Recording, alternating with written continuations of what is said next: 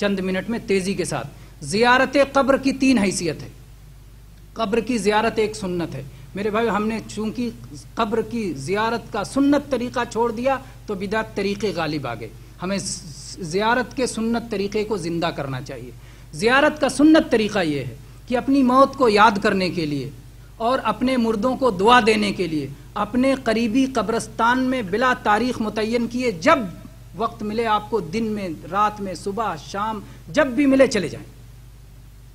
اپنی موت کو یاد کرنے کے لیے، اپنی آخرت کو یاد کرنے کے لیے، اپنے مردے کو دعا دینے کے لیے، اور سفر کیے بغیر اپنے قریبی قبرستان میں چلے جائیں اور وہاں زیارت کریں اور زیارت کی دعا پڑھیں۔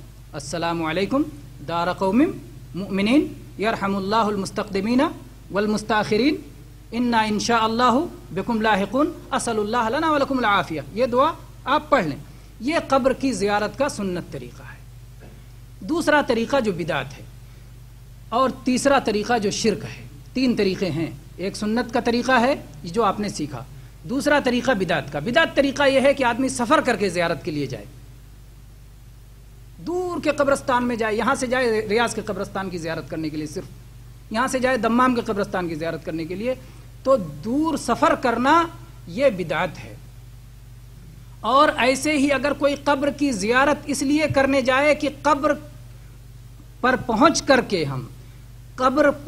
کر کے دعا کریں گے تو دعا زیادہ قبول ہوگی، یہ سمجھے کہ قبرستان میں دعا زیادہ قبول ہوتی ہے، تو یہ بدعت ہے۔ تیسری چیز، اگر قبرستان پر پہنچ کر کے زیارت کرے، دعا اللہ سے مانگے اور مردے کا وسیلہ لے، اس کی ذات کا اور اس کے جاہ و مقام کا، تو یہ بدعت ہے۔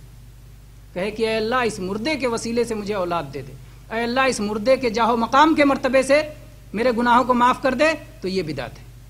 یہ بدعت ہے، شرک سے کم ہے، شرک سے کم ہے۔ سفر کیا، بدعت کا کام کیا، وسیلہ لیا، بدعت کا کام کیا، وہاں پہنچ کر کے یہ سمجھا کہ دعا زیادہ قبول ہوتی ہے قبرستان میں، بدعت کا کام کیا، وہاں پہنچ کر کے قرآن کی تلاوت کی، بدعت کا کام کیا، چاہے سورہ فاتحہ پڑھے، چاہے قل پڑھے، چاہے کوئی بھی چیز، یہ سب قرآن ہے، قرآن کی تلاوت کی، وہاں بدعت کا کام۔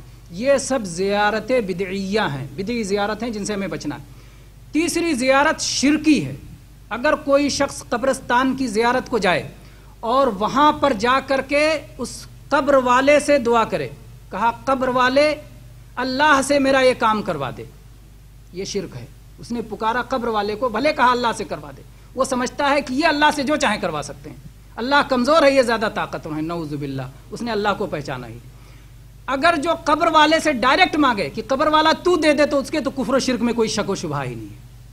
جا کے کہے کہ قبر والا تو مجھے اولاد دے دے، اے قبر والا تو اپنا کرم کر دے، تو نوازش کر دے، تو یہ کر دے، تو وہ کر دے، تو اس کے تو کفر و شکر میں کوئی شک و شبہ نہیں۔ لیکن اگر کوئی قبر والے سے کہے کہ اللہ سے کروا دے، تو بھی شرک ہے، تو بھی شرک ہے۔ یہ وسیلہ نہیں ہے، وسیلہ کے دھوکے میں نہ پڑیں، یہ وسیلہ نہیں ہے۔ وہ مانگ رہا ہے قبر والے سے، سوال کر رہا ہے قبر والے سے، قبر والے سے کہہ رہا ہے کہ اللہ سے کروا دو، تو اللہ اس کے ہاں کمزور ہے، اللہ اس کے ہاں نہیں سنتا، اللہ اس سے زیادہ اس کا مردہ طاقتور ہے اور اس کا مردہ زیادہ سنتا ہے، تو یہ شرک ہے سیدھا سیدھا۔ اسی طرح سے اگر قبر پہ جا کے طواف کرے، اگر قبر پہ جا کے جیسے کعبہ پہ غلاف چڑھایا جاتا ہے، چادر چڑھائے، اگر قبر پہ جا کے ذبیحہ کرے، اگر قبر پہ جا کے دعا مانگے، یہ سب عبادات ہیں۔ اگر یہ قبر والے کے لیے کہا جائے گا تو شرک ہے۔ ایسے شخص کے لیے ضروری ہے کہ اشہد ان لا الہ الا اللہ واشہد ان محمد الرسول اللہ پڑھ کے اپنے ایمان کی تجدید کرے اور ان ساری چیزوں سے توبہ کرے، اس کی ذمہ داری ہے، ورنہ یہ کفر و شرک کی زندگی ہے، اور یہ جو اس پر رہے گا اللہ تبارک و تعالیٰ کے یہاں سخت جو ہے گنہگار ہوگا، جس کی بخشش نہیں ہے، شرک کی بخشش نہیں ہے۔ تو اس لیے پیغام سب کو پہنچانے کی ضرورت ہے۔